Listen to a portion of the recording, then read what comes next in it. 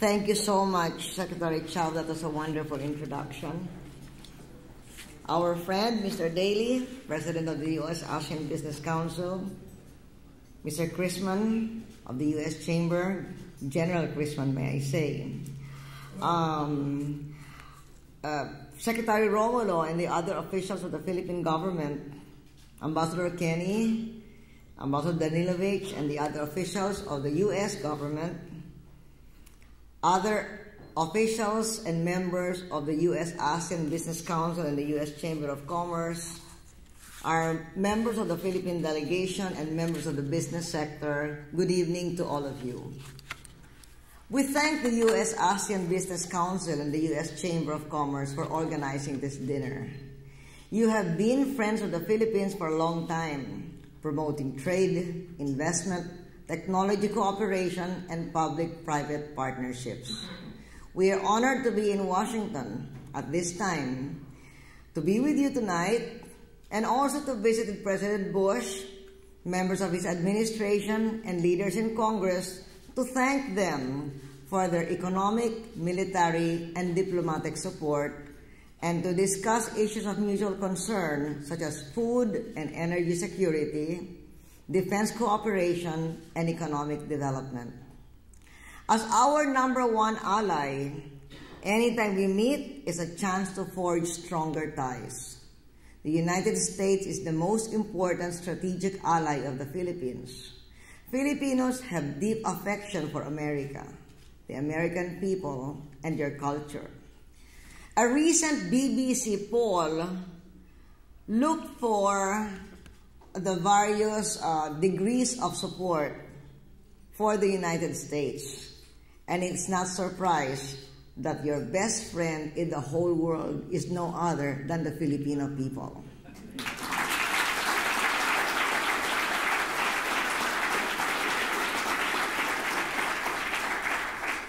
They have shown the highest regard for the U.S. than any other nation has. And that is the foundation of our rock-solid alliance with the U.S.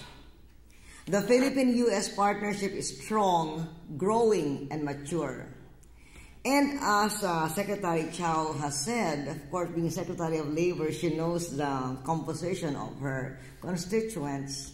This alliance is enhanced by the millions of Americans of Philippine heritage and the thousands of U.S. citizens who live and work in the Philippines.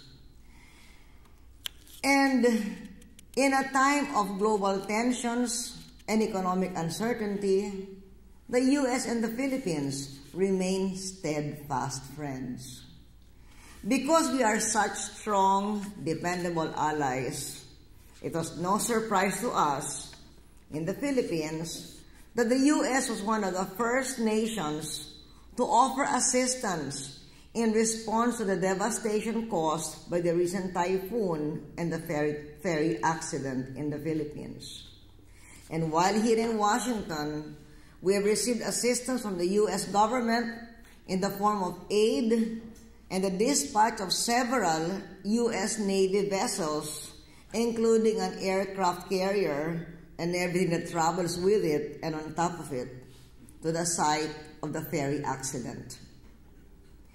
I've been accused of being a hands-on president, and rightly so. We're completely engaged with the activities back home now on the ground on a minute-by-minute basis. We've been coordinating disaster relief and aid from allies here in Washington and around the world. And I want to thank the members of the business community tonight who have come forward to let us know that they are also giving their support. Back home, we have a very able government team directing the response on the ground. And we will be visiting the areas as soon as we return from the U.S., and we will tell the people there about all your expressions of sympathy and all that you are doing to support us in this difficult moment for us. On our part, we will do everything possible to aid in the cleanup, provide disaster relief, and bring comfort to the families of the victims. We are holding the ferry company accountable to ensure that we find out how this ferry tragedy could have occurred, so we can take steps to make sure it never happens again. We have also been receiving regular updates from our disaster officials back home who have told me, as was Ambassador Kenny, who is here in Washington, that they are in close touch with their American counterparts to determine the nature and extent of assistance that the U.S. can provide. We are indeed grateful to the government, the business community, and the people of America for your continuous support. Strengthening relations between the Philippines and the world, especially the U.S., is a central pillar of our strategy for economic growth and political stability. We are building a strong economy which is helping us meet the challenges of the global surge in the price of food and fuel. We have been working tirelessly to address challenges arising from the slowdown in the global economy, combined with the spikes I just mentioned, high oil and food prices. The government is working hard to make sure that our country's food supplies remain stable and we put food on the table for every Filipino. To date, we have been able to keep the situation from becoming a crisis in our country through swift intervention to ensure our supply of rice, effective distribution, and enforcement against hoarders. We have been doing double duty in the region to coordinate our efforts, but we need strong global leadership and coordination if we are to avert this from becoming a perpetual problem.